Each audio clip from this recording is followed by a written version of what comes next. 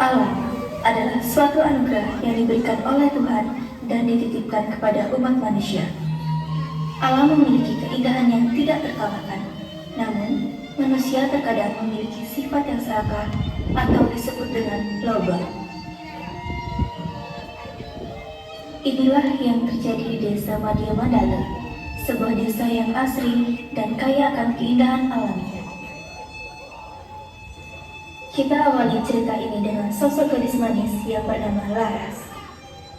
Ia hidup di keluarga yang berkecukupan dengan seorang ayah yang menjabat menjadi kepala desa. Ia adalah gadis yang cantik dan sering disebut kembang desa. Namun, sifatnya tidak secantik parasnya. Ia memiliki sifat sombong dan selalu tidak puas dengan apa yang ia miliki. Pak, kenapa nggak ada beras sih? Berasnya ayah sudah sumbangkan sedikit ke balai kota, nak. Terus, aku makan apa sekarang? Makan rumput? Itu kan ada buah mangga. Kenapa tidak makan itu saja? Itu kan buah kesukaanmu. Ah udahlah, Laras pergi saja ke Utari. Laras mau apa setelah makan mangga? Laras memang selalu begitu. Padahal saat itu harga mangga lebih mahal daripada beras. Namun, dia selalu memilih yang tidak-tidak. Saat berjalan, Laras seperti biasa melihat para petani sedang memanen hasil kerja keras mereka. Ya, itu pagi. Laras memiliki pemikiran untuk merampas beberapa hasil panen mereka tanpa membayar mereka sepeser pun. Banyak banget nih padinya. Bagi dikit boleh lah. Nak Laras, ini untuk dijual nak. Nanti setelah dijual, baru nak Laras boleh ambil. Ah, banyak cincong deh. Baik banget sih. Aku minta sedikit aja, masa nggak boleh? Kita merawat padi ini dengan penuh sabar nak Laras. Oh, kalian tidak tahu aku siapa? Aku anak kepala desa, Pak Arta. Kalian tidak takut aku mengadu kepada Bapak? Ada apa nih? Laras, kamu mau pulang apa lagi sih? Kedengaran sampai sana loh. Duh, kalau aku bilang ke mereka nanti malah panjang masalahnya. Kabar aja deh. Kok malah pergi? Udah Ratih, kita lanjut aja ke balai desa. Laras nampak tergesa-gesa. Mungkin ia takut niat jahatnya terbongkar. Meski begitu, ia tidak akan pernah merasa puas.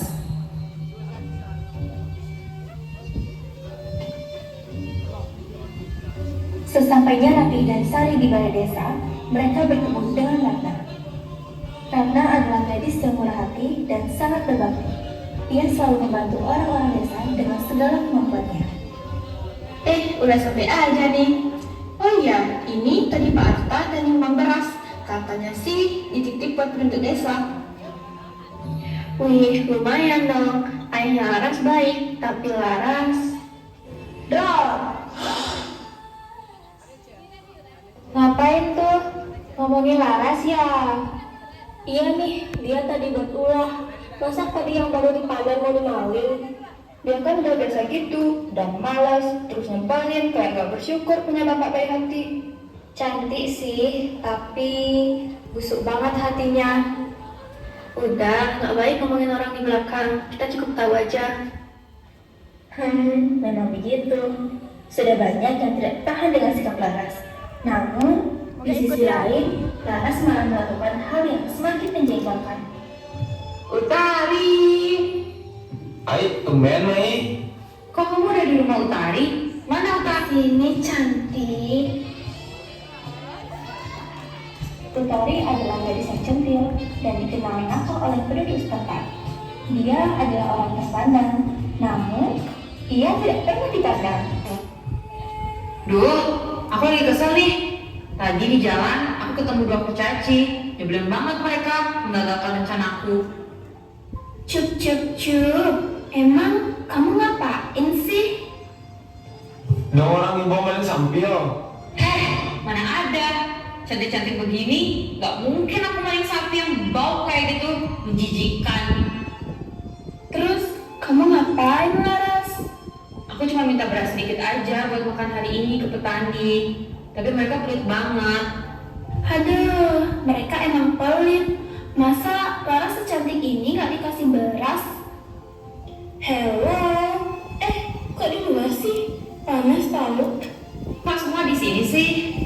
Kita lagi kumpul-kumpul karena kita punya rencana buat rampas semua kekayaan alam di desa kita. Biar kita gak kehabisan lagi. Pintar juga kamu.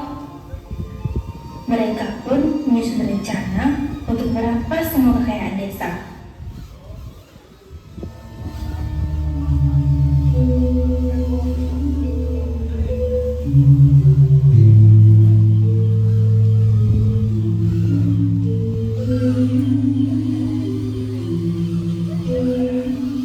Sampai di malam hari, mereka mulai beraksi.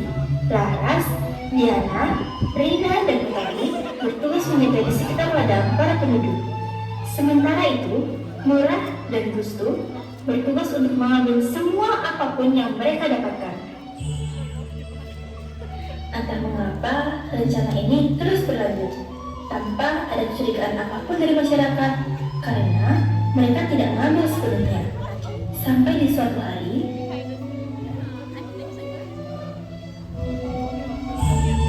Aduh, pekel banget nih.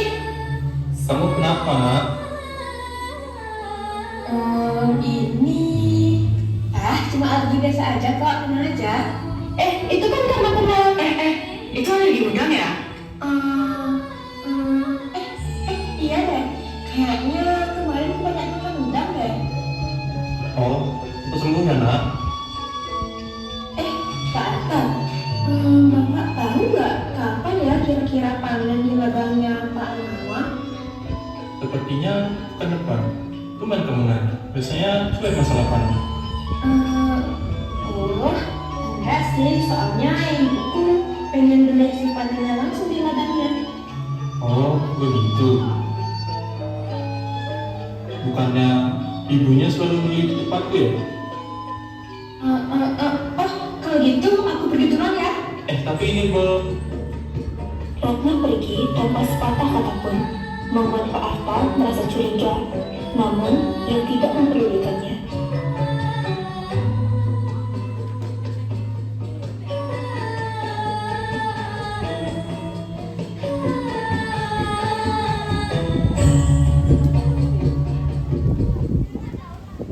Malam pun tiba. Kali ini mereka beraksi kembali. Namun kali ini lebih parah. Mereka menghabisi semua hasil panen dan semua kekayaan desa sampai satu pun tidak tersisa. Tetapi di malam itu juga Laras melakukan satu kesalahan yang besar. Aduh lah, cepetin dong. Sabar, ini ngejar Ken. Weh, panas banget nih, lihat nih aku megang obor. Sabar, sing iso sabar. Udahlah, tak buang aja. Laras sungguh melakukan kesalahan besar. Apa menjalar dan membuat cahaya besar. Warga terbangun karena hal itu. Mereka terkepung dengan api dan mereka berhasil lolos. Namun, yang tidak mereka tahu, Dewi Aryani murka karena selama ini Dewi sudah melihat kelakuan manusia serakah tersebut berulang kali merusak alam.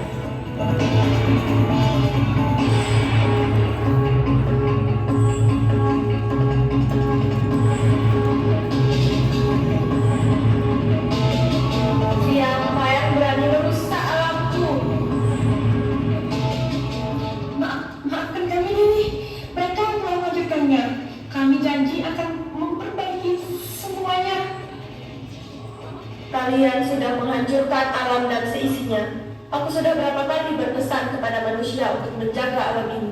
Maka aku hanya bisa memberikan satu kesempatan saja, atau aku hancurkan semua ini.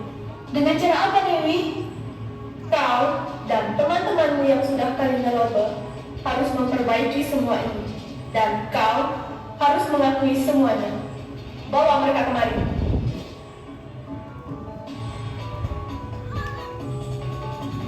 Mereka bukan teman-temanku Dewi. Aku tidak berani-beraninya kau melawanku.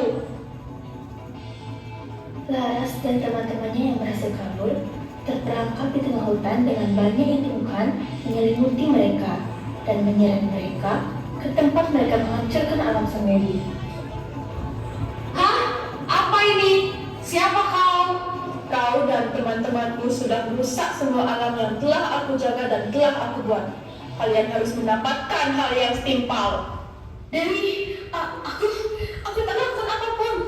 Kaulah yang sudah menyusun rencana licik ini. Dan kaulah yang menjadi mata-mata di antara warga desa yang tidak tahu apa-apa. Jadi Ratna, ini memang karma mereka. Dewi memberikan mereka hukuman yang setimpal dengan mengambil semua kekayaan seorang Dewi maupun yang telah mereka ambil. Jika ingin semua kekayaan mereka kembali, mereka harus berubah sikap dan memperbaiki kondisi desa. Tidak lama setelah kejadian tersebut, Laras dan teman-temannya memulai hidup baru dengan berubah. Mereka mulai membantu penduduk untuk bertani, dan mereka tidak lagi serakah dengan apa yang mereka punya. Aku gak nyangka deh, ternyata mereka sejahat itu. Ya apalagi Ratna, aku gak nyangka ternyata dia juga pelaku dari segala kehilangan di desa. Atau jangan-jangan Ratna juga yang jadi wewe gombal di desa sebelah. Kok jahat? Udah, yang penting mereka udah mau berubah. Di sisi lain, Ayah Laras sangat merasa puas dengan tingkah laku anaknya yang saat ini sudah mulai berubah. Dan tidak lupa, Ayah Laras sangat ingin istrinya melihat tingkah laku Laras yang sudah mulai berubah. Aku memang gagal mendidiknya dahulu. Tapi kamu harus melihat perubahan anak kita.